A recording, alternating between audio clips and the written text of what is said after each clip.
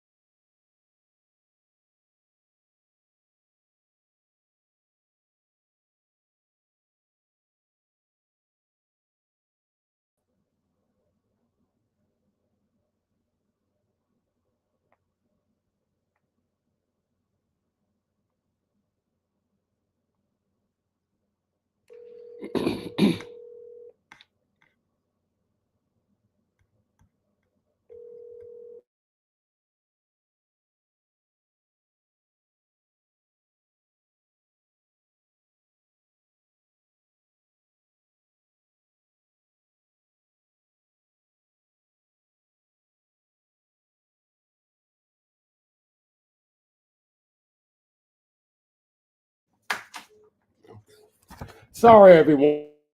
Issues. I hope you bear with us. But I would like to say good evening to everyone and welcome. I'm Richard Kazami, president of the Old Astoria Neighborhood Association, also known as OANA. We're a 501c3 nonprofit dedicated to improving quality of life, promoting responsible development, and making sure that every resident has a voice in shaping our community's future. Over the years, OANA has helped strengthen our neighborhood and Western Queens as a whole. We brought regular street cleaning back to Old Astoria, restoring a basic service that had been gone for years. We advocated for the Astoria ferry stop and its extension to the Upper East Side, giving our residences and businesses better access to the rest of the city. We've supported traffic and school safety improvements, making our streets safer for pedestrians, cyclists, and students. And we've championed initiatives that enhance quality of life, cultural vitality, and economic development. Building on that record, we're now advancing several new initiatives. The winter activation of Astoria Park, exploring seasonal rink and marketplaces to keep the park alive all year long. Upgrading dog facilities, including a permanent dog park in Hallett's Peninsula. And the Astoria Waterfront Arts District, linking artists, cultural institutions, small businesses to make Western Queens a true creative hub. Each of these projects also has an economic dimension. That's why later on, you'll be hearing from Ben Guttman, Executive Director of the Queens Economic Development Corporation. But first, we turn to a topic that may reshape how New York City governs itself, the 2025 New York City Charter Revision Commission ballot initiatives. These proposals could establish a new appeals panel made up of the mayor, council speaker, and borough president to review and potentially override certain city council land use decisions. To help us understand what's being proposed, we're joined by Joe Mangin of the 2025 Charter Revision Commission. John, if you could come in, greatly appreciate it. Thank you so much for the introduction, Richard. I'm Joe Mangin. I'm the policy director for the 2025 Charter Revision Commission, and I'm here to walk you through some of the deliberations process and the questions themselves that the CRC forwarded to the ballot that you will see when you vote, starting on Saturday until Election Day on November 4th. Should I go into the presentation now, Richard? I think it's a perfect time for it since we're a little running behind. All right, then I'm going to share my screen here and we'll take it away. All right. Thanks again for the invitation. Let's dive right in. So the presentation tonight will cover 5 ballot questions that you will see on your ballot when you vote next week. The first question has something to do with like ski jumps upstate. It's a state question. The CRC didn't put it on there. I won't be addressing it tonight. I will, however, be talking about the next 5, 2 through 6, which create a fast track for affordable housing, that create a new expedited land use review procedure for certain categories of applications that ULURP doesn't work for today. Next, an affordable housing appeals board that, as Richard explained, for certain projects, including affordable housing, decisions of the council would be reviewable by an appeals board consisting of the mayor, the affected borough president, and the city council speaker. Next, consolidating and digitizing the city map. And finally, moving city elections from odd years, we're in an odd year now, to align them with even year presidential elections as an effort to increase turnout. And I'll dive in. Okay, so first, the Charter Revision Commission, constituted in late 2024, consists of 13 folks, many civic luminaries, chaired by Richard Beery. He's a former deputy mayor who got Universal Pre-K up and running, now the CEO of the Robin Hood Foundation. Carl Weisbrod, been a fixer in city government since the 1970s, lent his time and expertise. as well as many other folks in this with the past in city government or other aspects of city life, who in particular their expertise clusters around issues of housing, land use, and development in the city. The commission held 10 public hearings this year, 2 in each borough. We sat through probably 30 hours of testimony. 800 folks came, well over 100 testified, 3,000 written comments that we reviewed and published monthly. And the proposals that I'll share represent the commission's efforts to distill everything that they heard into a set of questions to address these pressing issues that were brought to the commission. The commission's focus, I would say there were two: the housing crisis in New York City and the climate crisis and issues that it creates for our coastal areas. First, New York City, as many of you understand in a bone deep way, is suffering from an extreme housing shortage. We have the lowest vacancy rate since the 1960s. It drives all the things that we hate about the housing market, including gentrification and displacement pressures, including homelessness, including the fact that New York City, decades into the fair housing era, remains a very segregated place. All of this stems from the lack of housing choice, the lack of housing, the fact that tenants have no options, landlords have all the cards. It implicates bigger issues as well. We're on target to lose another 2 congressional seats, New York State, in the next census reapportionment. And that is in no small part to the fact that housing is so expensive here. There's not enough of it. And I can't tell you how many people that I know personally, probably you know of people too, who have had to move to other parts of the country just to be able to afford a reasonable place to live. So that has consequences even on the national political stage as well. And the commission was very focused on these issues. I would say the commission paid close attention to a few different aspects of our current land use and development landscape. One, some parts of the city build a tremendous amount of housing and affordable housing. Some parts of the city built virtually none.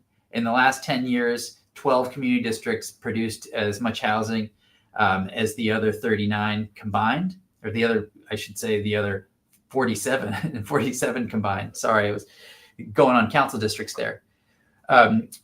Some community districts, some council districts produce hundreds and hundreds of affordable units per year on average. Others produce virtually none. And then you have zoning changes. That's the way that the city grows and changes over time, increases housing capacity, plans for future growth. Some parts of the city have seen a ton of land use applications. Your part of the city has seen a ton. Other parts of the city have seen virtually none. In hearing testimony about why that is, many folks like affordable housing developers like Kirk Goodrich, or Simon Bacchus, or Erica Keller explained that when they have access to a piece of land in the city, the first thing they do is say, okay, whose council district is it in? If it's in a district with a council member who you can talk to, who is willing to support growth and development, as your council members have been in recent years, then they can move forward. They can start having those conversations that could lead to affordable housing projects that help to address these issues around the housing crisis.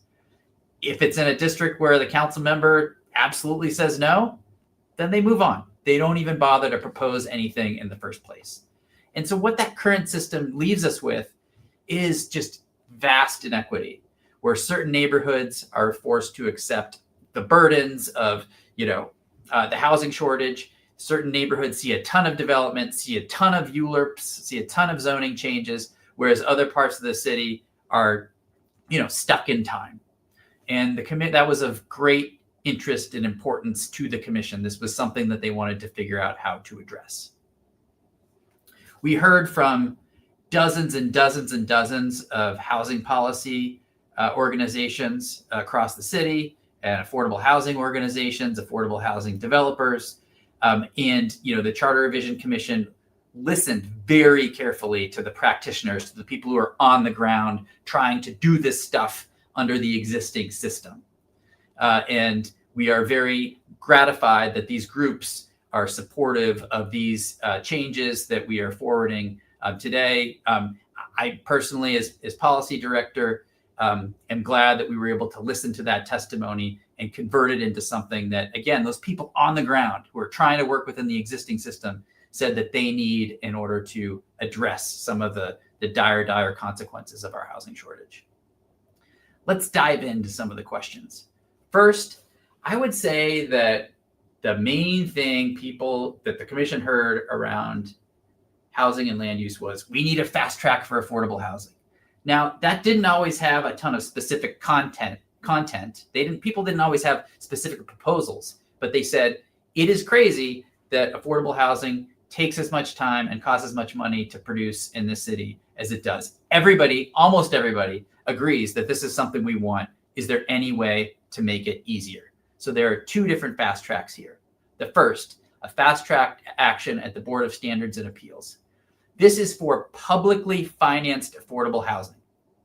When HPD puts money in a project that's going to be 100% affordable housing project, it tends to be at very low incomes, low rents.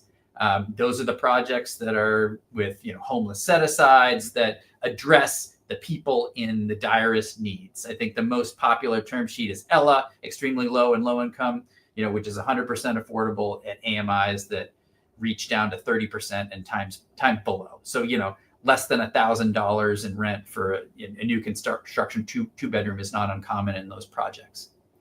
For this type of project, instead of going to DCP and CPC, getting a rezoning, doing the environmental review for everything, going through 2 years or more of process at the other end, projects like this would be able to go directly to the BSA for project-specific approvals.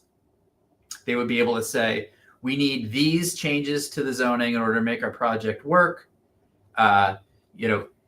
Here is why the project fits in with neighborhood character, which is one of the crucial findings.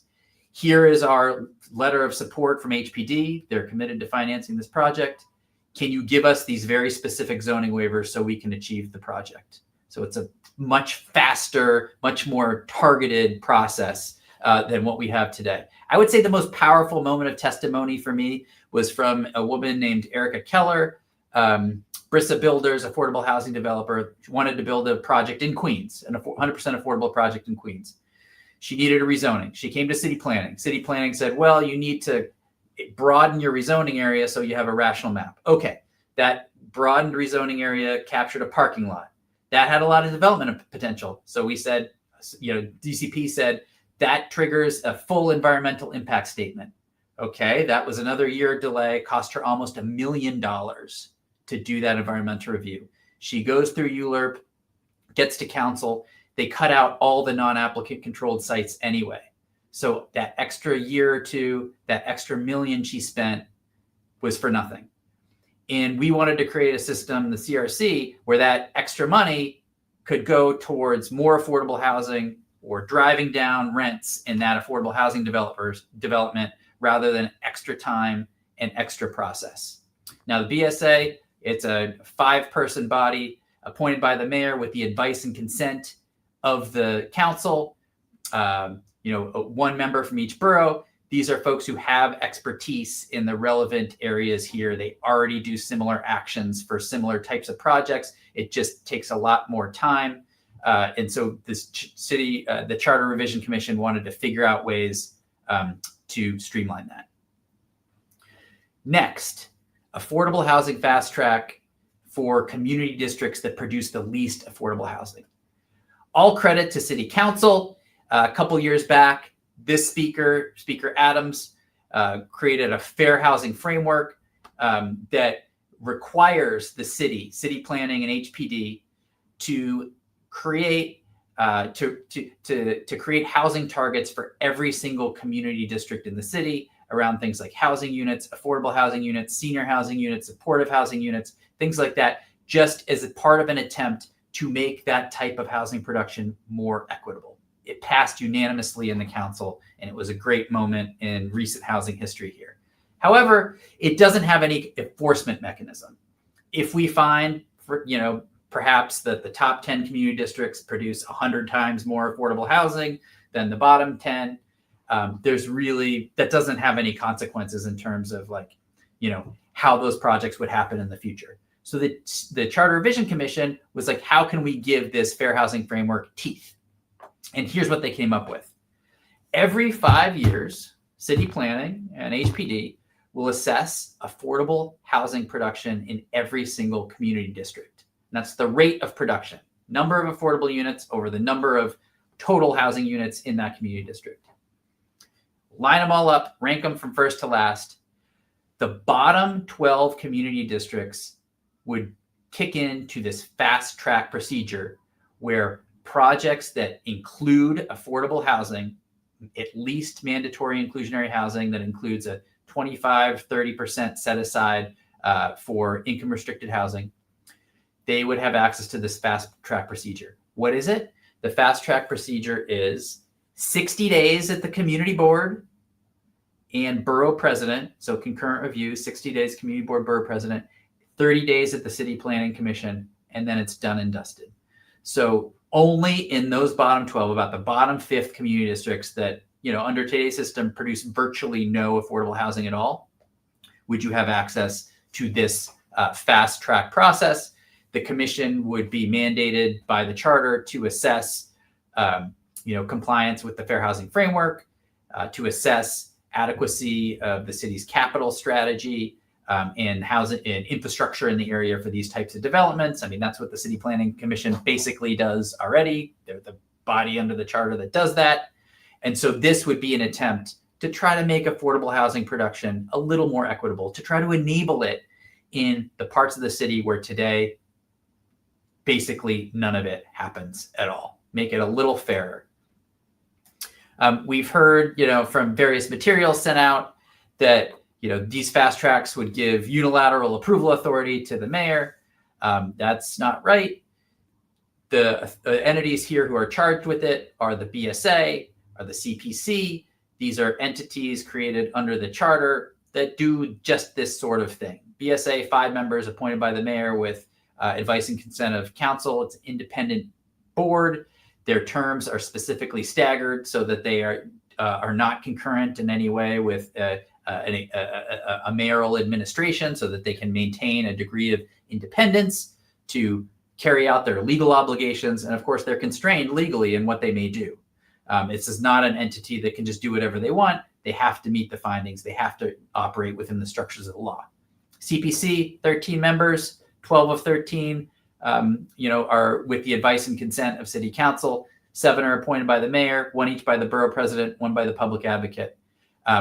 They have been around since the 1930s. This is what they do. They do planning. They assess appropriateness of land use actions. And so this is them just doing what they're supposed to do in those 12 community districts that, on a 5-year cycle, produce basically no affordable housing at all.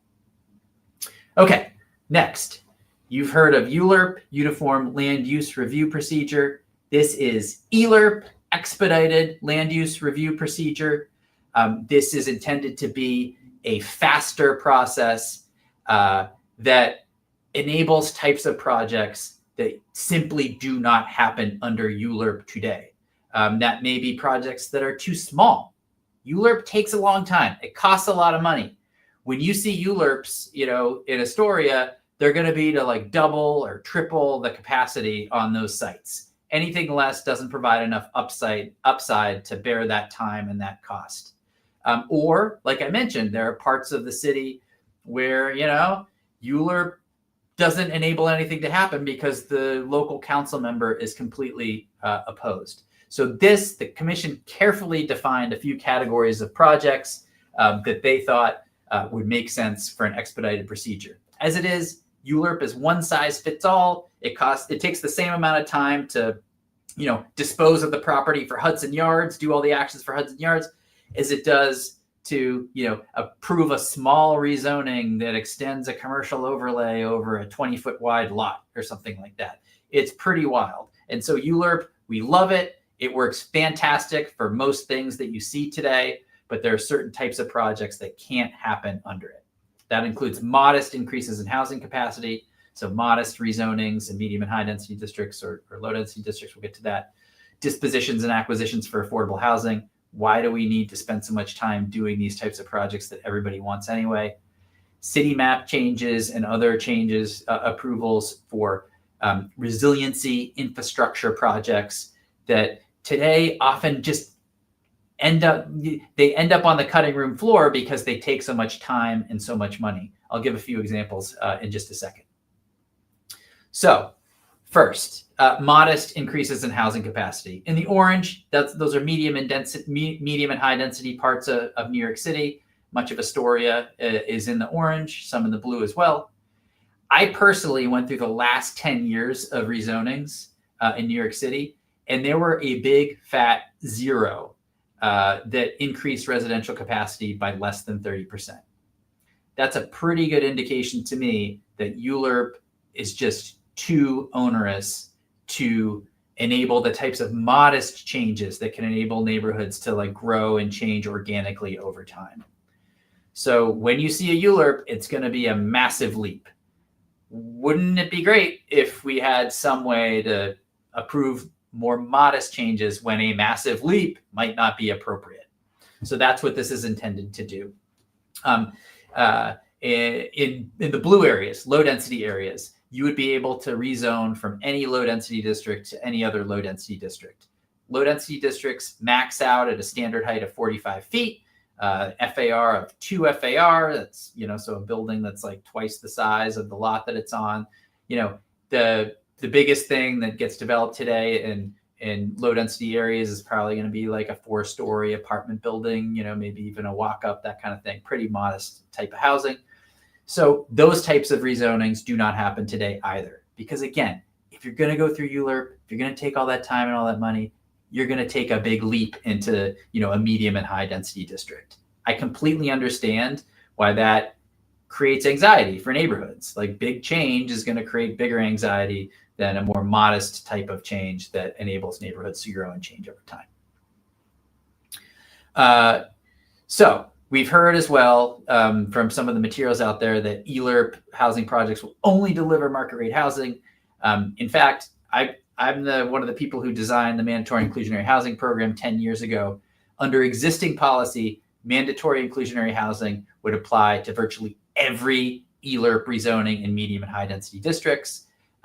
There are a couple instances where you could conceivably do a rezoning that was just a 5% increase in capacity that would not trigger MIH, that would have universal affordability preference where you would still need affordable housing to max out your site. It's very unlikely that people would apply even for an ULURP rezoning of just a 5% increase. Again, you're not going to go through all that time and money and hassle, pay the consultants and everything like that for just a little single-digit % increase. But we think that ULURP will enable a type of increase that can't happen today, and it will be accompanied by mandatory inclusionary housing, contrary to what some people may have heard. Next, the climate crisis. The increased incidence of extreme weather, increased flooding, things like that were of great concern to the commission as well. And so we talked to all the agencies as well as many advocacy organizations around what types of changes we would need to make to land use procedure in order to make these types of projects easier. It stands to reason that existing process is not great for this. It dates to 1989, the last major charter revision. Nobody had heard of global warming. Nobody heard of climate change back then. In the decades since, this has become one of the biggest issues that we face. And so the commission wanted to update some of these land use procedures for that reality. So for instance, we heard a lot from DOT will be going in to do a state of good repair replacement of a road. It would make a ton of sense to elevate that a foot or two above flood elevation so that it didn't flood every time it rains or every time, there's high tide or whatever. Today, that would require a ULURP change to the city map that would take a couple of years, cost a ton of money, and would delay that project. And so a lot of times that doesn't happen. You just leave it on the table. Under this, something like that could go through ULURP. It could happen much faster. and create opportunities on the margin for resilience infrastructure as part of just state of good repair. Also, we heard from homeowners, individual homeowners in flood buyout zones that want to get out of harm's way, but would have to go through an entire ULURP in order for the city to acquire their single family home. These are people who want to get out of harm's way like yesterday. Who knows when the next big storm, next big flood is going to be. And we are asking individual homeowners to go through a full ULURP for that. So this would enable ELURP for 1 to 4 family homeowners for voluntary acquisition, voluntary flood buyouts in that situation in order to ease the burden on individual homeowners here. Leasing space on public land for solar panels. That's something that would be enabled through this expedited process. So things like that help us decarbonize, that help us acquire open space for flood protection, that enable us to do site selection or city map changes for flood protection projects. This can save years. This can save lots of money on these types of projects. What is ELURP? It's similar to the fast track I mentioned before. 60 days at community boards and borough president review, 30 days at city planning commission, and then you're done. So that's less than half the time that it takes today, and it'll cost a lot less money as well. So we were looking at ways to reduce process costs for projects like this so that we could get more of them. Next, Affordable Housing Appeals Board. This is part of the commission's effort to create pathways for affordable housing in particular in parts of the city where it is just dead on arrival today. So this would propose to create an affordable housing appeals board for affordable housing projects only. You need to be at least MIH, mandatory inclusionary housing, 25-30% set aside to qualify for this. In that instance, if the city planning commission, or if the city council disapproves of that application, votes it down, or if they make modifications that constructively kill that project, the applicant or the appeals board would be able to call it up, and 2 out of 3 elected officials would be able to overturn that. That's the mayor, the speaker, and the affected borough president. And, like I was talking with Richard before we started today, we've talked to former folks who have worked on these processes, like former heads of city planning, city council land use and things like that, about what they would expect the effect of this to be. I don't think the Charter Revision Commission or anyone else really expects the Affordable Housing Appeals Board to have to do stuff all the time, to be overturning city council disapprovals and things like that. Rather, it's just a change to the structure that would enable city council to act more like the citywide body that it is supposed to be and get to yes on a wider variety of projects than it can get to yes to on today. Like I mentioned, today, there are any number of city council districts where the city council members have signaled entirely that they will not approve any rezoning. The Charter Revision Commission, in fact, we're facing a lawsuit right now from several city council members who do not even want these questions to go before the voters at all. And something like this, Affordable Housing Appeals Board, is a way to ensure that there is hope. If Kirk Goodrich or some other affordable housing developer wants to create a 100% affordable housing project in the district of a council member who is currently suing us to keep these questions off the ballot, that, they could talk to the borough president, they could talk to Donovan Richards, or they could talk to Antonio Reynoso and see if there is a pathway to support for 100% affordable projects in places where today they absolutely cannot happen. So here's a list of ranking of council districts by affordable housing production over the last 10 years. We have many districts where the average is less than 10 per year. I think about at least half of the council members on here are named petitioners on the lawsuit to keep these charter revision questions off the ballot. So you can see why something like this is necessary in order to open parts of the city that today are completely closed to development, and that put the pressure on neighborhoods like yours that do accept a lot of land use change, do accept a lot of housing today. So I think I've more or less explained how it works already, so we can skip over this. We've heard a lot, that this would interfere with the ability of council members to do community benefits agreements on projects. Note that community benefits agreements are by law outside of the land use process anyway. Affordable Housing Appeals Board can only touch the land use. So it's hard to say exactly how something like this would alter political dynamics around projects, but it's fair to say that it would create pathways for affordable housing where it does not exist today. And that's what the Charter Revision Commission wanted to do. Next, modernize and digitize the city map. If you can believe it, it's like the city is stuck in 1898 here when we consolidated. The city map, which shows all the official streets and parks in the city and is really important to certain types of infrastructure and housing projects.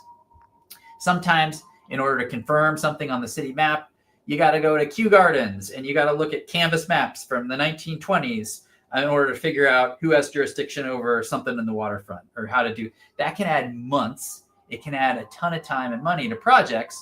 And so this question would consolidate the city map at city planning. It would digitize the city map. So it's totally online. And then it would go through ULURP in order to make that map the official city map. And things that today can take months, to just confirm jurisdiction, you'd be able to do, with the press of a button instantly. And I can't tell you how many practitioners, how many engineers who have to work on these projects were like, why didn't you guys do this like 100 years ago? Please make this happen. We have not gotten a lot of heat on this question. And so I don't need to spend a ton of time on it. Next, even year elections. So we have had declining turnout in mayoral elections, pretty precipitous since the late 60s, early 70s. We used to have over 80% turnout in mayoral elections. The last election was about 23%. What other jurisdictions around the country have found that if you synchronize local and federal elections, you will double or even triple your turnout overnight. That creates an electorate that's more reflective of the city as a whole, that enables more people to make their voices heard in these elections. And so we think it's an absolutely fantastic thing that's gotten near universal support. One extremely important thing to mention about this is in order to move elections to even years, it requires local action and state action. This would be the local action if this gets approved, putting the pressure on the state to make the state changes that would enable New York City to move its elections to even years. The state did that for the rest of the state a couple years back. And so this would be basically a formal request for the state to do that for the city as well.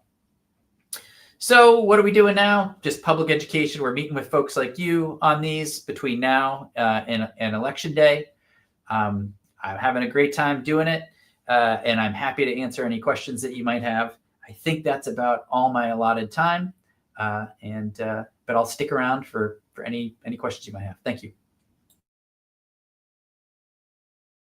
Thanks, John. Very comprehensive presentation. We greatly appreciate it.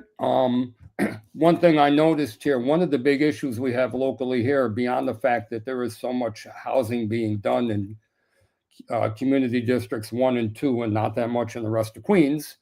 Also, we have an issue here with non-conforming properties. A lot of the industrial properties here, particularly in Old Astoria in the waterfront area, is all zoned for residential. Even and it's been an issue when a business or a warehouse or distribution company wants to expand.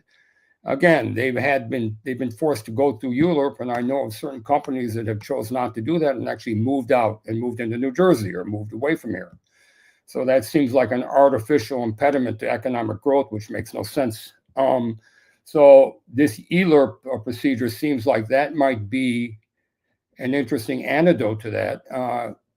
Considering the only other antidote I can think of might be a neighborhood rezoning, but that's really a difficult ask politically, financially, for a lot of reasons. That's not an easy process to go through. Look at what's going on with one LIC right now. So, I find that particularly interesting, and from our standpoint with Oana, I think a very good option to have. No, I think it's very astute. It's a very good question. When people are thinking about the issues that they face in their neighborhoods, I always encourage folks to understand that as a product of things that are happening elsewhere in the city, elsewhere in the borough. You mentioned other parts of Queens, elsewhere in the city, even in the region. And so, the current system puts a lot of pressure on neighborhoods like yours that do accept development, that do accept zoning change. It puts pressure on some of the remaining spaces that we have for industrial uses in the city. For instance, it puts pressure on, the ability to set aside land as open space and parkland and things like that. So, this is all part of an effort to enable the city to create more housing in a wider variety of places. It sort of is almost a continuation of some of the efforts that you may be familiar with around City of Yes for Housing Opportunity, where we said, if we just are all in this together, if we ask every part of New York City to contribute, then we can have really big consequences. We can really take, a big bite out of the housing shortage without, dramatic change, without asking individual neighborhoods, many of which are either yours or not too far away from yours, to bear like a grossly disproportionate share of the burden. And so the last couple of years of efforts, including this, have really been an attempt to, make addressing our housing shortage a more equitable enterprise. Yeah, thanks. A couple of things I want to mention to everybody, and I forgot to mention before, if anybody has any questions and in real time would like to have them answered, and you're watching on the stream on Facebook or YouTube, our software allows us to view or whatever you put in the chat. So if you put in Facebook chat or YouTube chat a question for who's ever presenting at that point, we will be able to see it and we'll be able to ask that question. So please utilize that. I think it's an important part because we need to create some dynamic in this discussion. And along those lines, to get that dynamic going, I'd like to bring out a panelist, the two panelists. The first would be Paris Straughter, who's the Assistant Commissioner of Planning and Development, and he's representing the City Council's perspective. He's the Assistant Commissioner of Planning and Development for the City Council. And then also we have Jeremy Parkin from Yes on Affordable Housing, who's representing pro-reform position. And I'd like to ask John to stay with us. I'd like to have him during this sort of act as the referee, like you have in an NFL game, the guy that's out here to clarify factual and procedural aspects if it's needed. So thank you guys for all joining us. This is an important subject.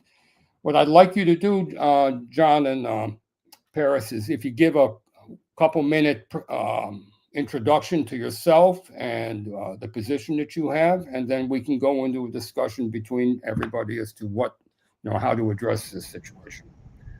So, welcome. Thank you.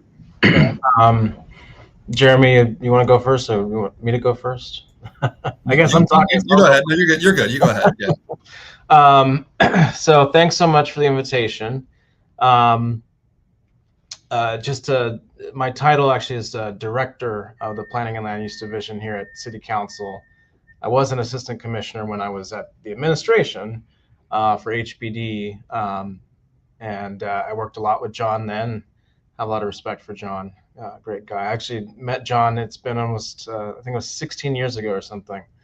But at City Council, my division staffs the Land Use Committee and the Zoning and Landmarks subcommittees. So we work on everything in terms of ULURP, but also we partner a lot with HPD, with city planning, and with some other agencies on various planning initiatives, and just serve as kind of technical assistance to the council members. Great. And my name is Jeremy Parkin. I'm the political director for Yes on Affordable Housing, which is the campaign to pass ballot measures 2 through 5.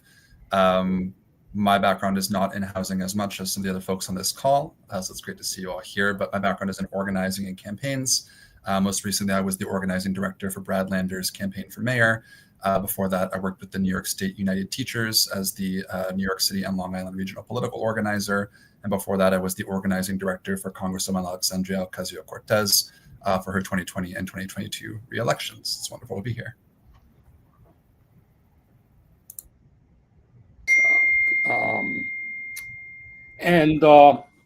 What I'd like to do also, you presented yourselves, but how about a little bit about your positions and what you want to present and bring to the audience in regards to these ballot initiatives? If you could give a brief summary of that, and then we can go into specific questions. And even if you have questions for each other, I think that would help things also. Oh, go ahead. Yeah, well, Jeremy, why don't you go first? Because you kind of follow John, and that's sure. So yeah, I mean, our position is that these ballot proposals will be a fantastic first step in trying to alleviate some of the housing crisis here in the city. John said it all much better than I can, but some of the stats are quite damning. I mean, we are in a 1.4% vacancy rate here in the city right now. That means that 98.6% of units, whether they're affordable or market rate, are full. That gives a tremendous amount of power to landlords in order to raise rents and charge whatever they want when there's not many other places to go.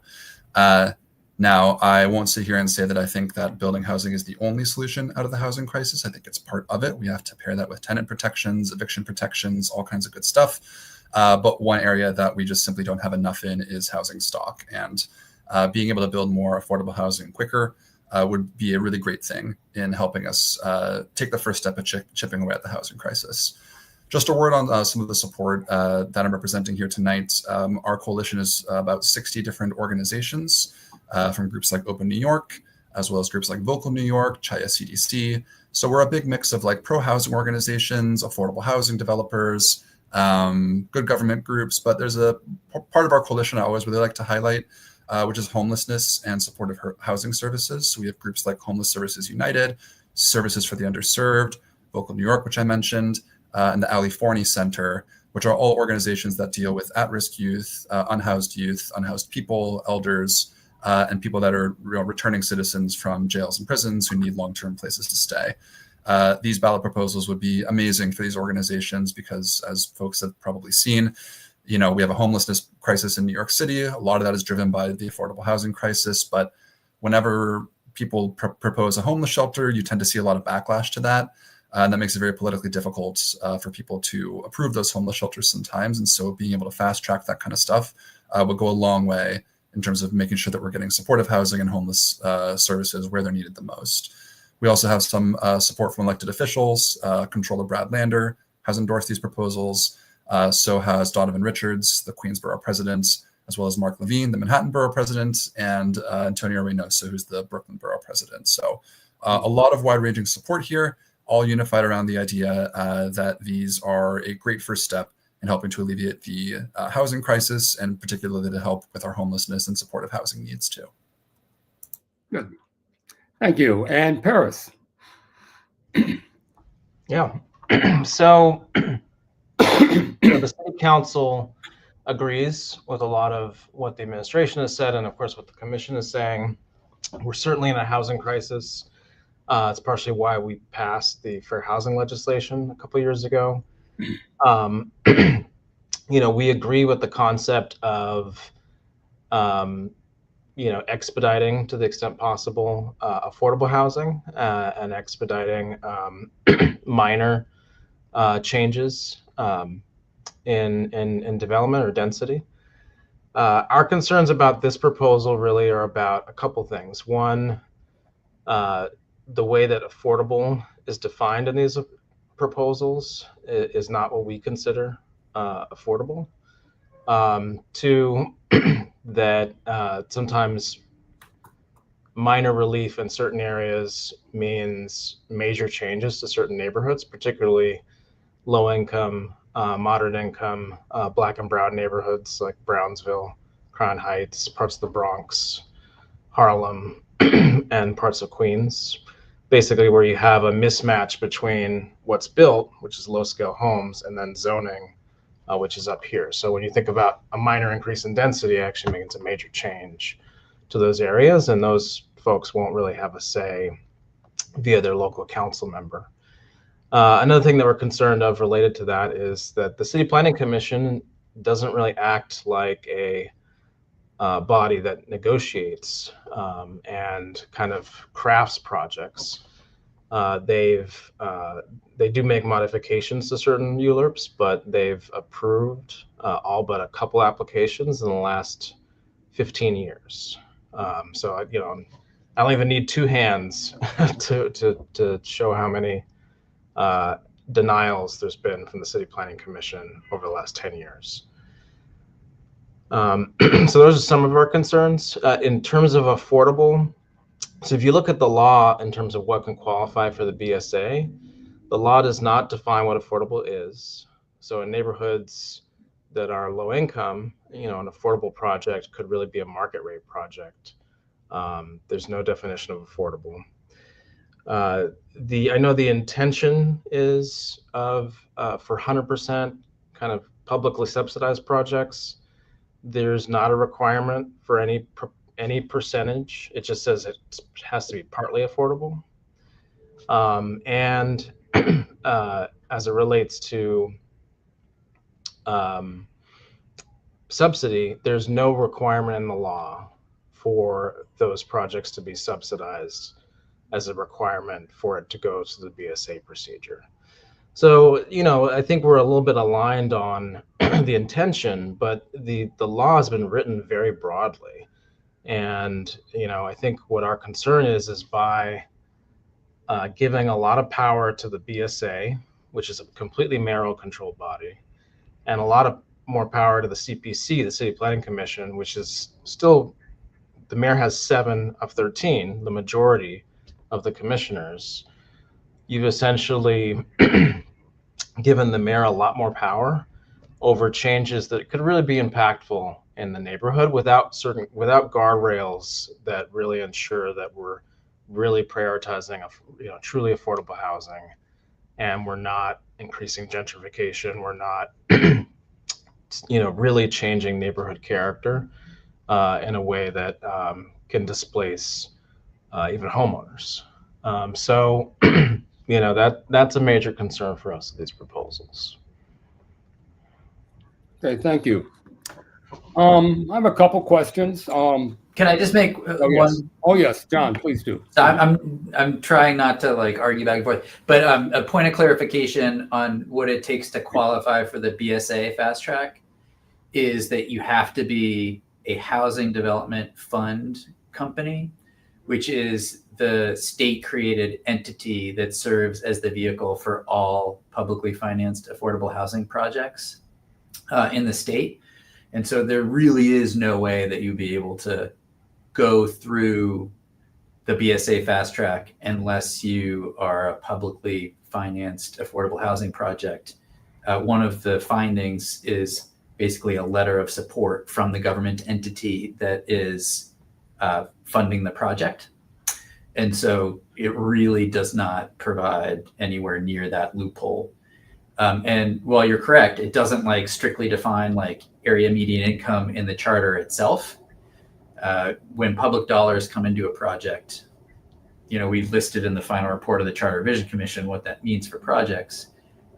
They're going to be the types of projects that hit those low AMIs that have the homeless set-asides and things like that. So, if you look at the last 100 HDFC projects supported by the city, that would provide assurances this is the type of project that this action would enable deeply affordable housing for the folks who need it the most.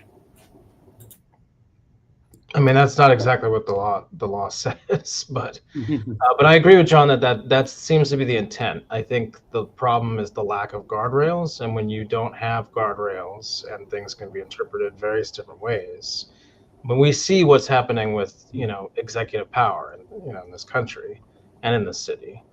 So again, our concern is around the guardrails and the lack of specificity in the law. And the way that now the BSA has a lot of power that is way beyond anything it had before. Yeah, I mean, we use the language for HDFCs from the state that already exists in the charter for it. So, We got a lot of lawyers on this thing, including me, and that's an airtight requirement for an HDFC. And I have one question for Paris too. What about, could you give a little history of the member deferment, or I'm not sure if I have the exact terminology. Member deference. Deference, excuse me. Yes. From what I understand, and we're in Astoria here, and we're in the homeland of Peter Vallone Sr., who had a lot to do with creating the city council and its power within the land use process. And in those days, though, I'm not sure that they had this, each particular council person in the ability to control basically, what's built within his district. Is that something that's developed over the years? Was it something that was an original part of the Vallone's plan? And is there any thoughts towards modifying that to allow for the whole process to be freed up a little bit and maybe take a more holistic view of developments for the whole city? Yeah. Thanks for the question. Yeah, I mean, member deference has evolved, more as a tradition than a policy over the years. And it's worked in different ways under different speakers. That said, just taking a look at what member deference actually is and then how it's worked recently. Member deference is this idea that the local council member knows that local community the best, and therefore is best positioned to negotiate those local projects on behalf of the local community.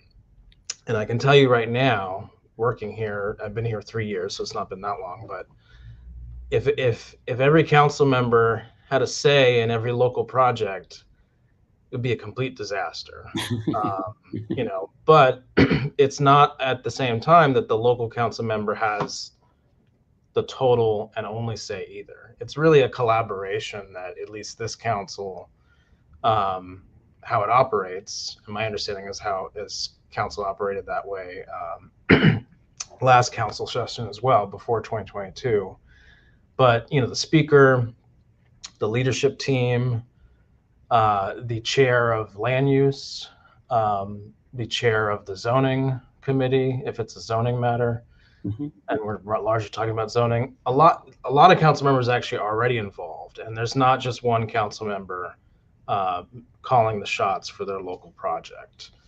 However, that local council member is expected to, be the leader, and because they are expected to really represent that local community.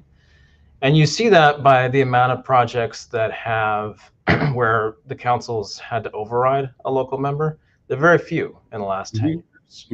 Yet, if you look at this council, we've approved 130,000 units of housing since 2022.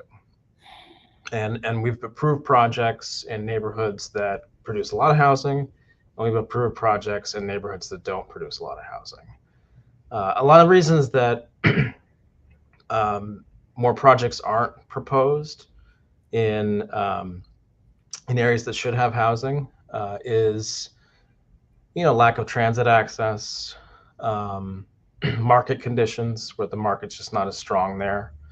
And I'm not going to say that there's not politics too. I mean, local communities definitely can oppose housing projects in some of those communities, but oftentimes developers make the choice, as opposed to the local council member, to not deal with that opposition. So it's not completely fair to say that the council is the obstacle. It's hard to, if you're a developer, you want the community with you most of the time. Thank you. Jeremy, the new structure that would come into place, can you give examples of where it would make a difference more? You gave some in terms of some of the homeless shelters and things like that, but how about more about the larger developments and things like that, where the process, one of the issues I think we've had here in Community Board 1 is that we've probably had 10 rezonings that I can think of, a decent size, but probably we've actually had 1 or 2 actually built. And the most recent one, even the Durst project, which was done in 2010, is just really going online the last couple of years. So how do you think that this process could help expedite these projects? We go through a lot of work on the community board itself. I was on the land use committee for 25 years, to make decisions, to work on these projects. And then it's very frustrating to see them not move ahead. We just had a recent one also when we had a big project, Innovation Queens. Mm-hmm.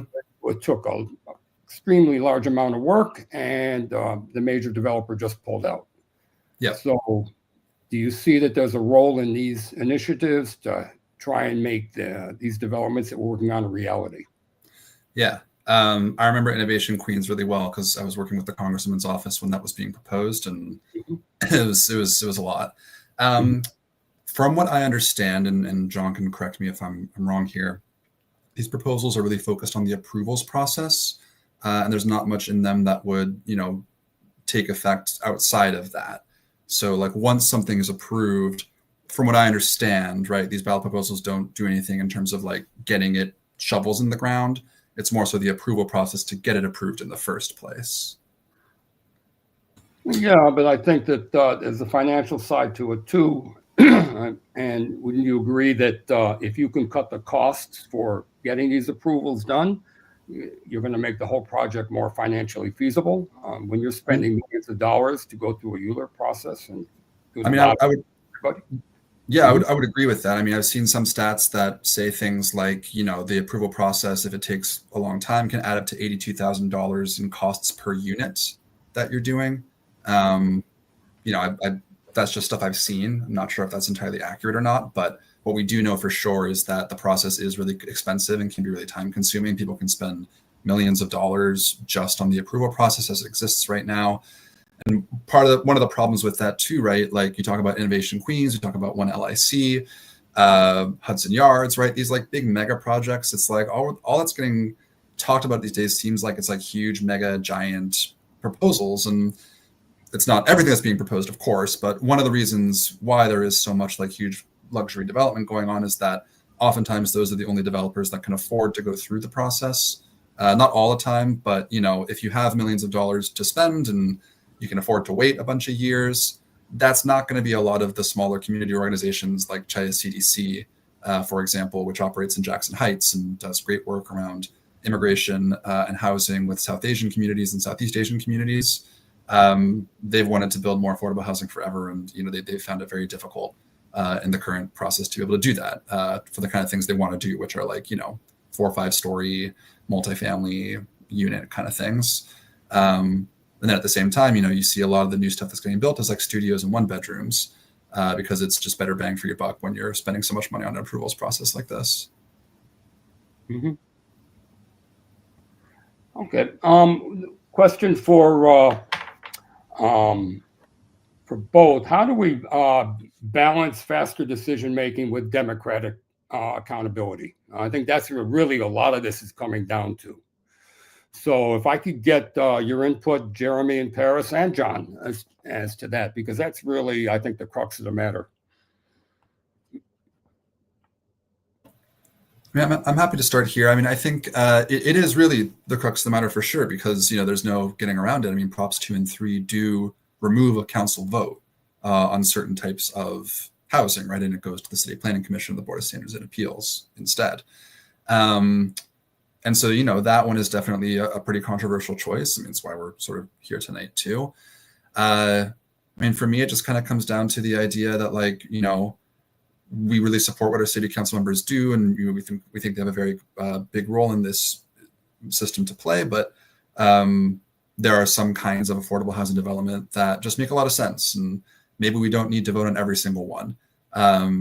I couldn't really say one is better than the other, right? That's sort of a choice for voters to make.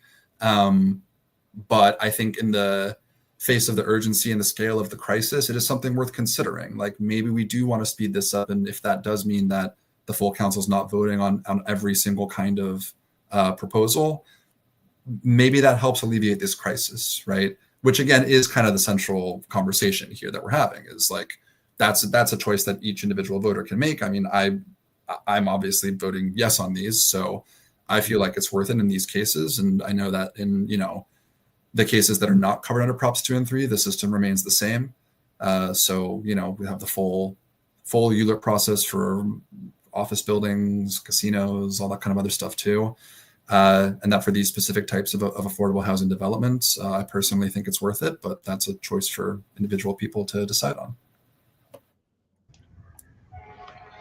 Paris? Well, something I want to clarify with these proposals is none of these proposals make things as of right. Mhm. And unlike City of Yes, where now things that would adhere to City of Yes are as of right. And certainly when something is as of right, you're taking a lot of time, cost off the table. And I think that's a good thing, which is why the council approved City of Yes. However, these proposals are talking about cutting. The council's review period is 50 days. And with the pre-development of a project where you go through design and even approvals that even you have to go through for as of right, like building permits, etc. It takes a couple years at least usually to put up a building. We're talking about 50 days. So from a timeline standpoint, I don't buy at all that this is actually fast tracking anything. The other thing is from an expense standpoint, what causes most of the expense is the time and the requirements of the process. And at least from my understanding, for ELURP, which again is just cutting out the council, it's the same process. It's just you're cutting off those 50 days. So it's the same expense. For BSA, I think there is some maybe additional savings, but you still have to provide a lot of documentation to BSA, which costs money, and there is time associated with that. So I don't think that it's going to be a big cost savings. Part of the value of the local city council member on projects, even affordable projects, is the city comes in and has a program that's citywide, and it doesn't look at local individual neighborhoods. And what a lot of the local council member does is say, well, that doesn't work for our neighborhood because we need deeper affordability. And a lot of what I've seen in the last 3 years is we've taken rents on these projects down, from one level to another level. And it's not something that's initially proposed because it makes the projects more expensive, but sometimes that affordability is critical for that local neighborhood. In other cases, it means that the project might change from a rental project to a homeownership project, which again is the priority of that local community. And I think our concern with removing that local council member is that citywide priorities don't always map really great onto local communities. And just having the ability to dialogue and negotiate makes a big difference and actually makes for better projects. I think that these are great points that everybody is making here. I do think there are significant cost savings in a few different areas. Like the BSA, not having to come to city planning for pre-cert and for all the time it takes you to do full ULURP. And also undersung here is if you do environmental review for rezoning, you basically have to analyze the full range of things that a rezoning allows. If you're rezoning to a commercial district or a manufacturing district or MX district, it can be anything in the world. It could be residential, it could be manufacturing, it could be commercial. And that environmental review is way more complicated, takes more time, and costs more money. The BSA action for publicly financed affordable, all you got to analyze is that project. It's like, here it is, 100 units of affordable housing. You don't have to analyze what if it becomes a factory or what if it becomes an office building or whatever. And that streamlines significantly, saves a lot of time, a lot of money, specifically for publicly financed affordable housing. For other stuff, the difference from a full 7-month ULURP to 90 days ELURP is, I would think, a little bit greater than Paris describes, but that's just the charter piece. We have not talked tonight about green fast track, that is, changes to environmental review where that makes sense. Our efforts at city planning in order to really, really streamline pre-cert.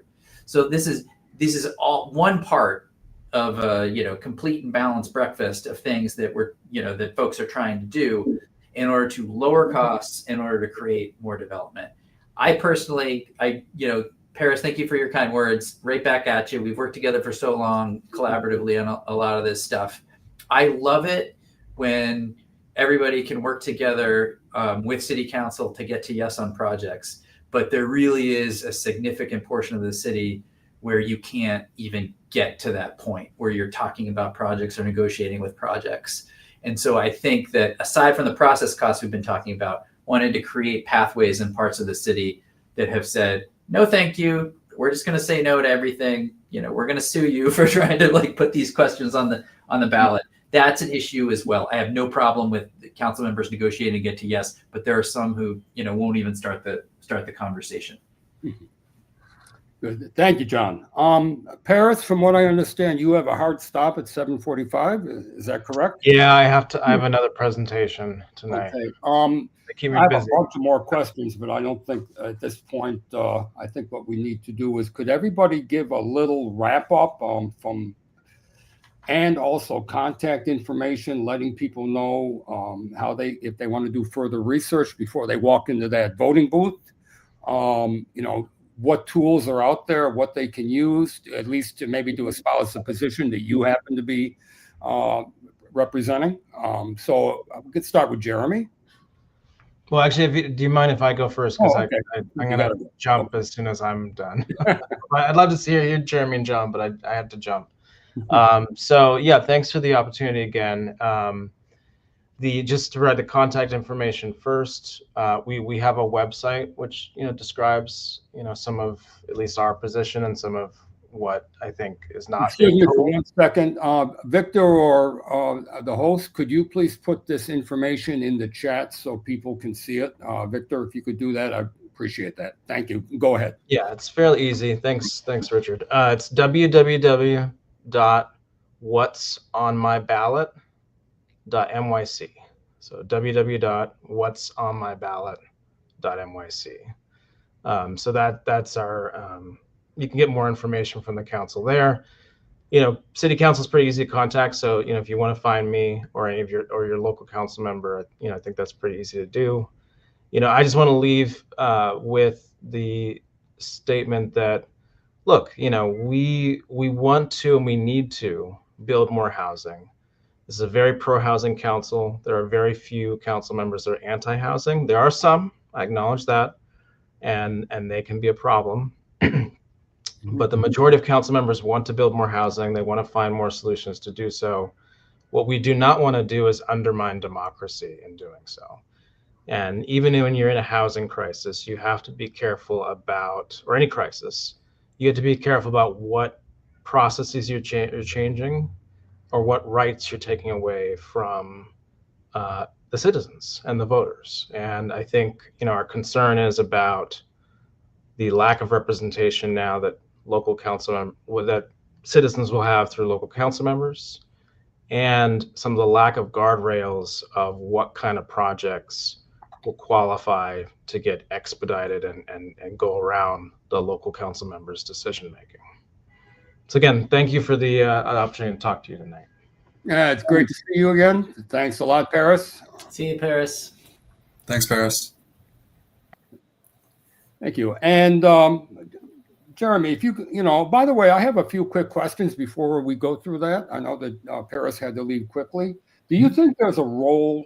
This is something I've often thought that historically developers usually get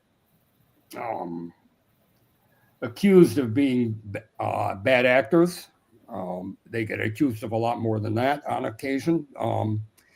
But one thing I never hear is the role of the lending institutions. And I don't know if there's a place in this process where some of that can be addressed, where some of the people that, as far as I'm concerned, really control this process more than anybody else, can be made to contribute to the solution for our housing issues. This is something beyond beyond a little bit of this particular vote, but I always think it's something that nobody ever addresses. Yeah. It's something I'm honestly not very familiar with, so I'm not sure if I could answer the question, Richard. But it's interesting for sure, and I would love to know the answer to that as well. But unfortunately, I don't know if I'm able to answer that tonight. Okay, John. I'm sorry, I don't have an answer right now. Okay, just curious. It's something The role of financial institutions. You're talking about? The role of financial institutions. Yeah, in other words, I mean, it's true. So a lot of developers I know, they've told me that they've come in and they've tried to do certain community givebacks and this and that. And it's true. You get the loans. It's true. I mean, this comes up a lot where sometimes it seems like it's just like, the city planning commission and a developer, or a city council and a developer negotiating with each other. But there's like a 800-pound gorilla in the room as well, which is like, if a developer agrees to a certain thing, is he or she going to be able to get a loan in order to build that project? And, where it might be easy for a developer trying to get through ULURP to say, yes, I'll do this thing. If you go to the underwriter at the financial institution and they say, this doesn't pencil or this carries too much risk, then you're not going to be able to get a loan in order to build the project in order to satisfy that requirement in the first place. So, I mean, I'm very familiar with this from, over 10 years ago now, when we were trying to design the mandatory inclusionary housing program and do the feasibility analysis behind that, where we hired financial consultants and we talked to everybody in New York City about all these factors that go into financial feasibility. And, we were scared to death that if you make the wrong set of policy decisions, that you're creating a program that no one will be able to use, that will produce nothing. Where everybody gets together on the day you pass it, shakes hands and has a big signing ceremony, and then you get 0 units of affordability. So that's a huge thing. And you see it in the commercial realm as well, where why are all these retail spaces empty?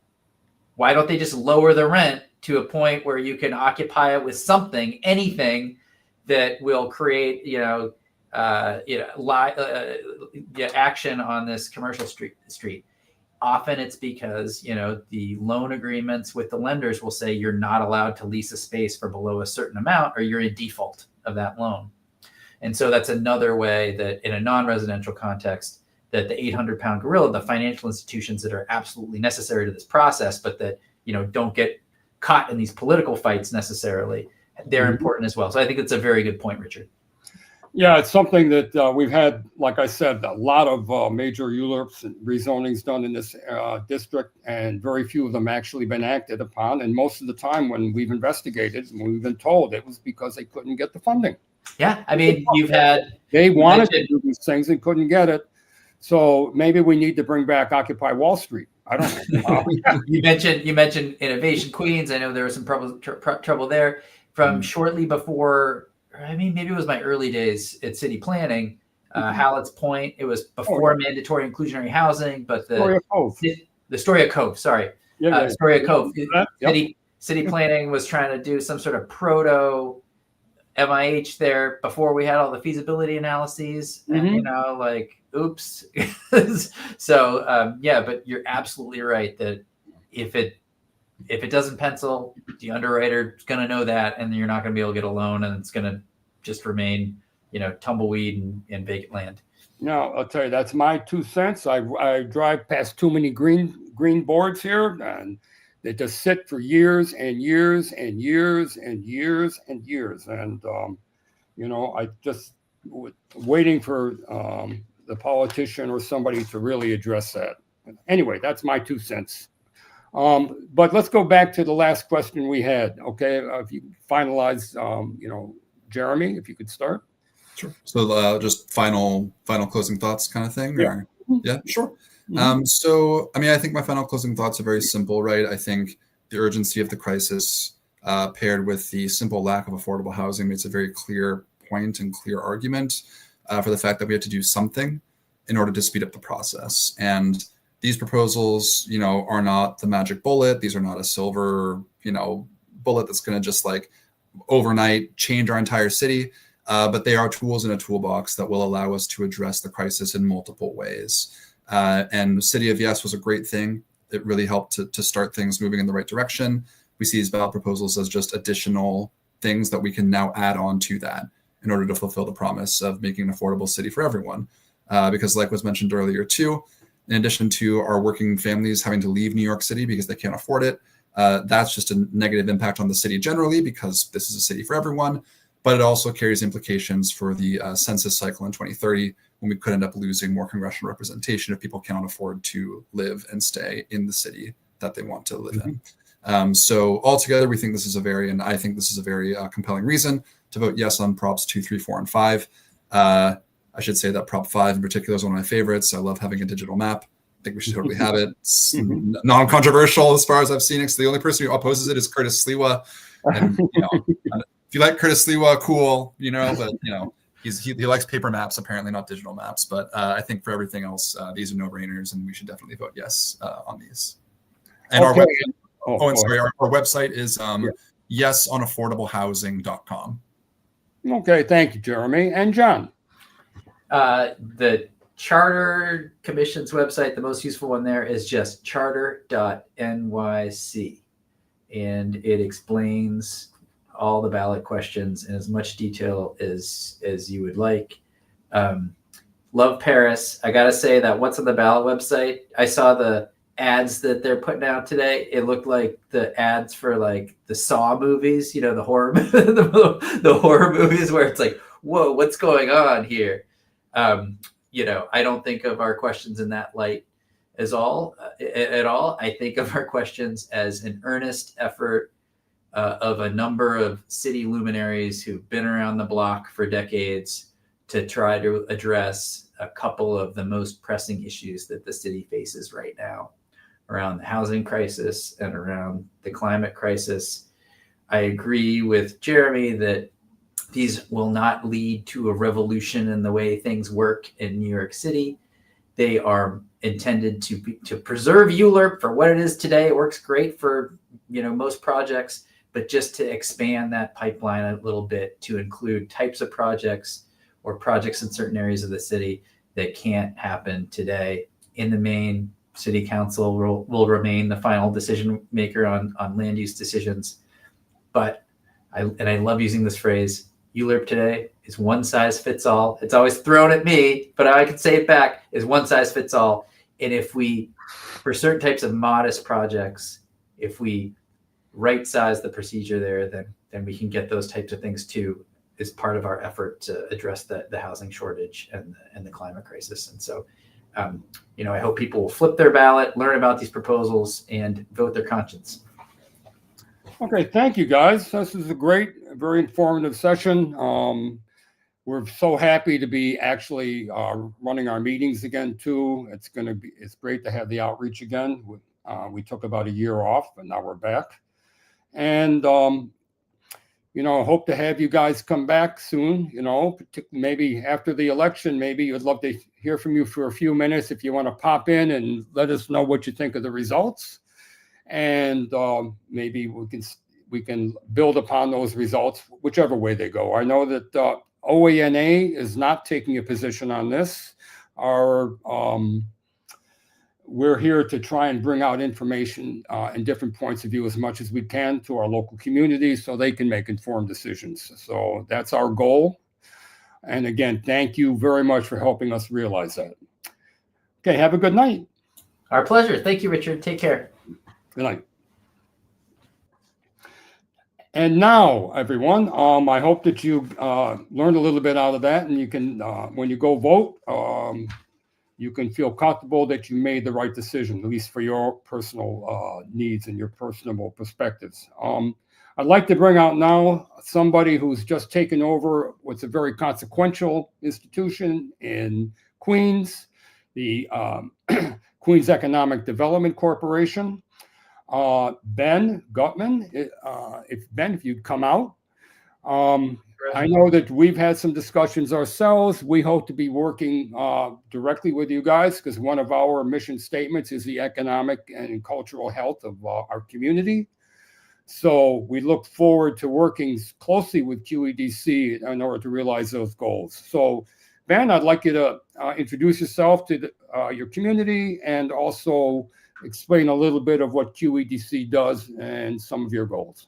Absolutely. Let me see if I can share part of my screen here. Okay, let's see. I have a window, and I'll do this one. Okay.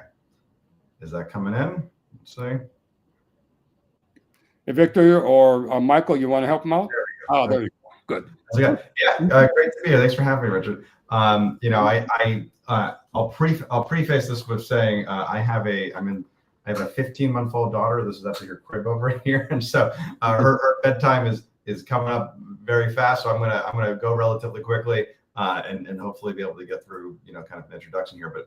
But as you mentioned, I'm honored to be here, not just as the director of QEDC, but also as your neighbor. I live in Sunnyside. I lived in Long Island City for 10 years. I've been in Sunnyside the last 3 years, and my wife and I walk over to Astoria, and we go to Brooklyn Bagel there pretty much every weekend. So just wanted to be here. But QEDC is, as you mentioned, kind of it's big shoes to fill at QEDC. So my predecessor was Seth Bornstein, who I know many folks know and love, and myself included. Seth retired at the end of June after a celebrated tenure where he was director for 16 years. And prior to that, he was a board member. Prior to that, he was a staff member since 1979. So 46 years for the most part, a couple of years off here and there. But it was big shoes to fill. But he was very gracious with the transition, and we're still keeping him on as a consultant to be able to help kind of pull some of those things out of his brain as we're going through all the different paperwork and everything else. But a little bit about QEDC. So I'm excited to join tonight also because one thing I want to do is be out there individually to introduce myself as the new director, but also to reintroduce QEDC to the community and kind of explain all the wonderful stuff that we get. Because what happened a lot in the last 2 months as I've been going around, as people have been saying, "Oh, I love QEDC, but what do you guys do?" Right? They know Seth, they know Rob, they know Victor, they know somebody on the team, they know 1 or 2 of our programs, but they don't know the full kind of breadth of everything that we do. And we're a 25-ish person organization, depending on how you count it. We have a few physical assets that we do work out of across the borough. We really touch a lot of different pieces of work here. And so let me just move this window around so I can see at the same time. But we've been around for almost 50 years. So since 1977, I like to say our goal is to grow the Queens economy. We're in the business of making Queens thrive. We did that through kind of 3 major branches. We do business services, neighborhood development, and tourism marketing. I'm going to get to each one of those in a second, but to give you a sense of the scale here, in any given year, we tend to serve about 1,100 different clients across the borough. We hold 130 classes. We hold events that attract around 3,000 people in total. So we're pretty busy, and we're doing a lot of really interesting stuff. The bread and butter of what we do is in the business services category. Right? So just to clarify, because the other question that I get a lot is, how are you different than the chamber, right? And the chamber, good friends of ours, I see Tom all the time. We do a lot of collaborations with them. But the chamber, they're a membership organization. So you are a business owner, you have your restaurant, you have your law firm, whatever it is. You join the chamber and you pay your dues and you have membership events and whatnot. And there's some degree of programming, but that's a little bit less of their main focus. We're a programs-based organization. You can't be a member of QEDC. It's all, we serve the entire kind of Queens economy. The only thing you pay for in the entire organization is rental space at the commercial kitchen, which we'll talk about in a second. But the bread and butter is the business services in terms of counseling and education. So counseling is if you have a pizza place you want to open up in Corona, you have a barbershop you want to open up in Astoria, you have a nail salon you want to open up in Far Rockaway, you can call us up. You can talk to an expert advisor in taxation and marketing and strategy, in licenses and MWBE certification, all these different things that are totally free. And you can talk to them for both advice and for technical assistance. We help people register businesses. And so that's something we do, hundreds and hundreds of times a year of these different counseling sessions. The education component I mentioned, we do about 130 classes a year. And these are range from one-off workshops and to ongoing like 16-week courses that we run with different programs. So they cover things from AI, they cover things including home improvement contractor training. We did them. I would say the majority are in English, but we do offer classes in Spanish, Mandarin, and occasionally a few other places as well, a few other languages as well. But business services also encompasses a few different kind of specialty programs that we run that are really exciting things. The first one here on the left, entrepreneur space. This is in Astoria, right? This is just south of Kaufman. You mentioned Innovation Queens, it's like right just outside the boundary of where that would have been. This program, we've been doing it for 15 years. It is a 24/7, 6,500 square foot commercial kitchen where we have makers that do everything from hot sauce to hummus, from chocolate to croissants to meal kits and to dog treats, right? Like we do everything kind of under the sun in those 15 years. We've had 820 different makers come through. The idea is we take somebody from, if they have a dream and they're making it in their home and kitchen, to being something that is sellable in a market, that is something that could be on Shark Tank, which we've had people there. We could be on at Walmart and Whole Foods. Go onto your own restaurant, go onto a co-packer. This is really an incredible facility, and we do all of this at about 30 to 40% cheaper than for-profit commercial kitchens. So if you or anybody you know wants to start a food business, needs to get into like a fully licensed, fully equipped, fully inspected kitchen, let me know. This is a wonderful, I think really special program in the city. Made in Queens. This is something that in many ways, a lot of the makers that come from the entrepreneur space become a part of this. This is our marketing and certification program for products that are designed or produced in Queens.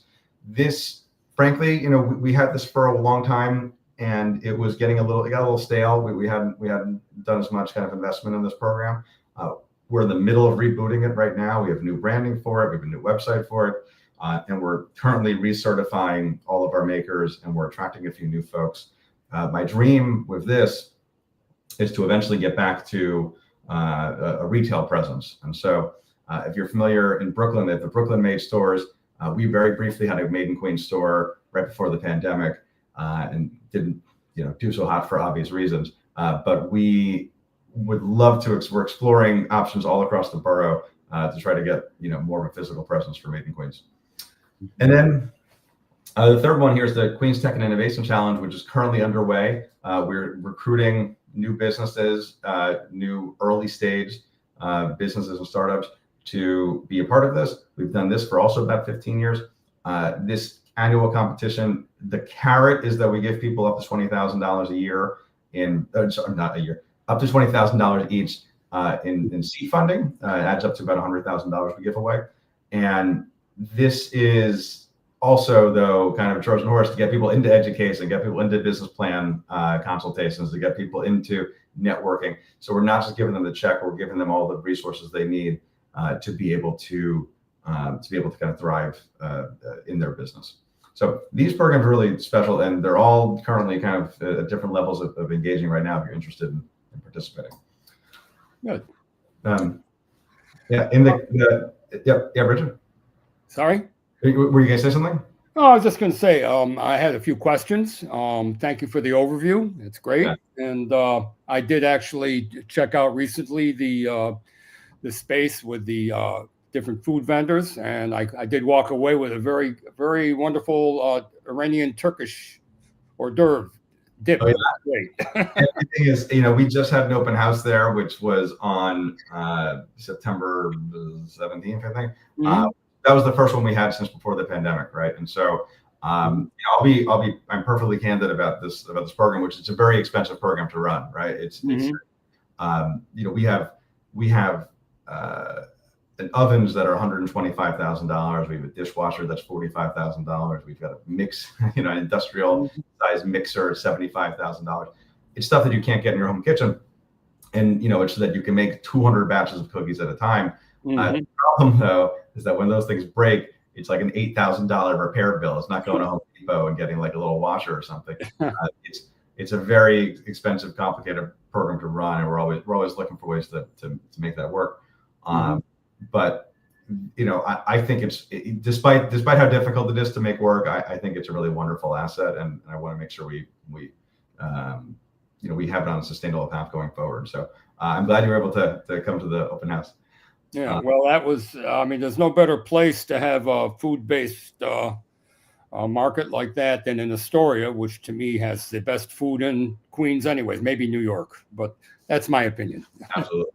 A couple of questions for you. What are some of the major economic trends that you're observing now in Queens in general? What do you see that's hot, that's working? Where do you see issues in terms of problems? Got it. Actually, I still have a few more slides that I can go through that might cover some of those things, but to answer that real quick, the issues that I hear are they're not super surprising. They're right now. There's two large things. Queens, about 11.9% of people in Queens work directly or indirectly in the tourism economy. And so we have the two major airports. We have the fourth busiest train station in America, at the fourth busiest in North America, at Jamaica. We have a huge economies related to the airports. Even in Long Island City, Astoria, there's food, importer exporters. There's the commercial kitchens like ours. With tariffs, it's a huge issue for a lot of these businesses. They're getting shellacked of them. And then number two is because we've created an unwelcoming environment for international visitors, we're seeing declines across those things. I was looking at the tourism, the NYC tourism conventions. They have a dashboard, and international spending on credit cards is down 2.3%. It's usually up a couple percent. It's down 2.3% in the last year, year over year. International visits, crossings from Canada are down 30% year over year. I think Mexico is around 20%. I don't have the exact numbers in front of me, but it's pretty big when you see that. And the other big challenge also, it stems from a federal issue, is, and I got to say, this is a good segue back into some of these things. The market in Corona Plaza, you can kind of see it in the background of this photo here. This vendor market is, was something that was informal, and we were kind of brought in by DOT to make this a little bit more of a formalized market. Today we had to shut the market down because there was fear of ICE raids, at the market with both the vendors and the customers. And so this is one of those things where we're seeing pretty suppressed economic activity in Jackson Heights and Corona and these areas, which we do some services on the ground. And so, that's that. You talk about the food economy of Queens, like if that doesn't happen about immigrants, right? And so we're working right now, kind of elected partners, government partners, to see what we can do. But that's unfortunately the big reality we're facing here. It sounds like a huge challenge. Yeah. Okay. So to that, I'll segue back into this, and we'll go back to. So in the community development, we kind of do two buckets here. We do neighborhood development, which in many ways we act as like a bid light, is how I like to describe it. Is we augment the services that other agencies might provide. We run a couple of programs on the ground, and for instance, we're doing stuff in Astoria right now too. And we have a reentry program. It's a reentry program is we work with formerly incarcerated or system impacted folks for different cohorts. This one, we do work in the fashion and tailoring space. This is actually located also in Astoria, right above the kitchen in the same building that we did this program here. But to this end, though, about what our kind of current suite of neighborhood development projects are, I mentioned Astoria. We're in year 3 of an SBS grant for Neighborhood 360, which is focused on supporting Astoria storefronts. I know, Victor Prado from our team has been in, also has a young baby as well. He's been great, an exceptional leader on that project over the last 3 years, and we're looking forward to some more work in the neighborhood. But I mentioned Corona Plaza. We were actually privileged to help out on that project a little bit. And while we have a second, Victor Prado, if you could just say hello, because Victor does work for QEDC, but he's also been a volunteer for OANA for how many years now, Victor? I think last time we tried to come up with a number, it was 2017. Wow. So it's been a long time, and he's been a great partner, and he's a great addition to the community, and we're looking forward to great things from him.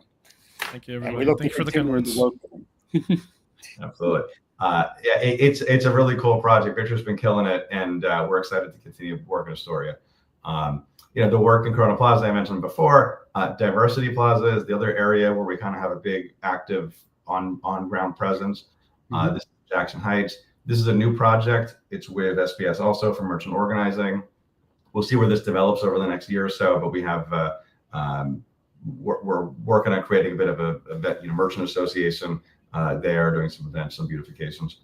And then across the borough, we do events all the time. We partner with local groups. We sponsor different events, either as a separate sponsor or a fiscal conduit for a number of things. We help with events like the Queens Night Market. I'm in Sunnyside. We work with Sunnyside Shines and some stuff. And we do stuff at down in Southeast Queens with Juneteenth. We help support a big event down there every year. And so, across the borough, holiday lighting, special events, murals, etc. This is something we work with local partners to make happen. And one of the things that we do kind of everywhere too is like a bid light type service. It's graffiti removal, and we've done this for a long time. Every year, the makeup of the map is a little bit different. This year, we have I think all but 4 or all but 5 of the council districts in the borough have given us funding to provide graffiti removal services. Last year, they added up to 129 sites across Queens. And so this is one of those things that's always a big win because it's a really good before and after for the work that you're doing with removal. And the last big bucket is the tourism marketing piece, right? So I mentioned how big the tourism economy is here in Queens. We have the second most number of hotel rooms of any borough. We have, again, the busiest international airport in the world. We've got a really incredible suite of cultural institutions, especially in Astoria and Long Island City. So we're really bullish on tourism. We've done it for a long time. Part of my professional background is coming from the marketing side, where I worked in tourism for a bit. So this is something that personally is a passion of mine. It's great. It's a great economic development activity to do tourism because it's other people's money. I mean, that's really the thing that's the most important. So we run the Queens Tourism Council. We provide coordination, support, marketing for institutions across Queens. We just had our first meeting of my tenure at the Sculpture Center in LIC a couple of weeks ago. And we're going to make this a more regular occurrence. We're going to be doing some different events. We're going to be doing some different campaigns. I've already been talking to a couple of funders about potential options. And of course, we manage It's in Queens, which is the tourism publication for the borough. This will be getting a little bit of a refresh in the coming year, but we have had a lot of traction with it over the years, so it's been really great. The events I mentioned, Victor has been a leader in organizing food crawls for us in Astoria. We're exploring a couple options in other parts of the borough too to help tap into that, that energy. We do influencer events. We work with Yelp a lot on some of their stuff, and community partnerships again, kind of everywhere across the borough. We also do Queen's Taste as we're the flagship, the oldest and largest culinary event in Queens. We've had last year we had over 500 people. This event. This photos from it. We've been doing it since 2004. So that's now there's a lot of other food events, but this is the original one. So and then finally you do advocacy. So this is a relatively new piece of the puzzle, or it's a newly defined piece of the puzzle. We've done this for a long time, but I'm trying to be a little bit more deliberate about how we go out there and advocate for the Queens economy and for the borough as a whole, be a cheerleader or champion for the businesses here and for policies and projects that make sense. So, to that end, I'm going around bragging a lot, right? And so I get to talk about how, we have a GDP that's bigger than about 130 nations, $133 billion economy. It's about the same size as Slovakia, which is, EU country and very funny. And funny enough, my former business partner is from Slovakia, and he is now a trade representative for Slovakia. So now I get to brag that Queens is about this. Queens as an individual county, is bigger than his country. We have 2.4 million residents, which is more than 15 states. The busiest international airport, 107 subway, rail, and ferry stops. That means that over 50% of people in Queens who commute do so by foot or by bike or by transit, right? 14,000 hotel rooms, I mentioned, is the second most in the city. And of course, this is all without even saying about the diversity that is the real ultimate trump card for what makes Queens the best place in the world. By some measures, it's 800 languages. Some measures, it's 190 languages or 360 languages. The number always changes, but whatever it is, we are the most diverse community on the planet. We have, over half of our population speaks a language other than English. Around the same population is born outside of the U.S. We have, because of this, we have the best food, we have the best views, we have the best beaches, we have the best cultural institutions, and we have the best neighborhoods anywhere in the world. And so I'm excited to go out and tell the story of Queens as a Queens boy myself, and I'm, really, excited to be in this role. If there's anything, just the last little piece here, if anybody wants to reach out, this is our info here. There's the website, phone number. Victor's always around. I'm always around. And Richard knows how to get a hold of me anytime. But we're looking forward to doing a lot of really exciting things in the next few years here. And, I'm excited to do it with our friends and neighbors in Astoria, and to, continue taking over the world. Yeah, great, good.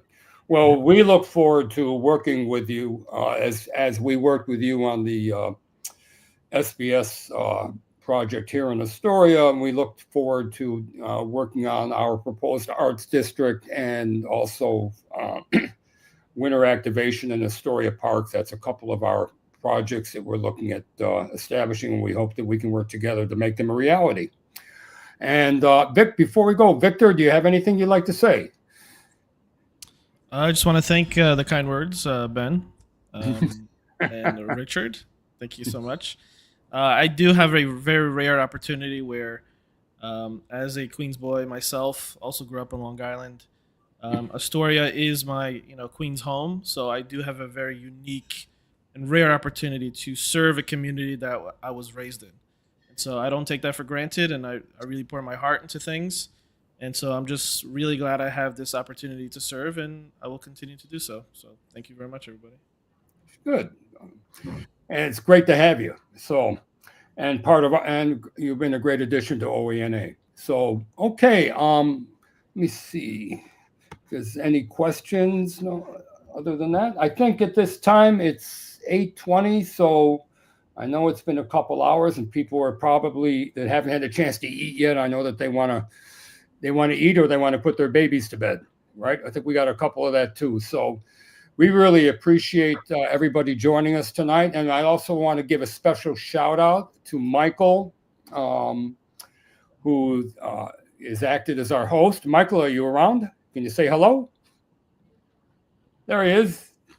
Mike, thanks a lot. You've been a big help for OANA over the last couple of years. And we fully expect to be doing continuous programs. If anybody has anything they would like to discuss, last month we had our first meeting with the Port Authority. We were talking about the installation of lithium batteries up by the airport for energy storage. This month we're talking about economic development and also ballot initiatives. The next month, who knows at this point, we will be sending out information. If anybody wants to get on our mailing list, just go to our website and put in their email address. I'd again like to thank Paris Straughter, Jeremy Parkin, and Joe Mangin for joining us on the very informative program on the vote. Remember, guys, this Saturday, the voting starts. So meet your obligations and vote. Okay. And with that, everybody have a great night. Appreciate Good night, everyone. Thanks for having me. Okay. Thank you so much. Mm-hmm.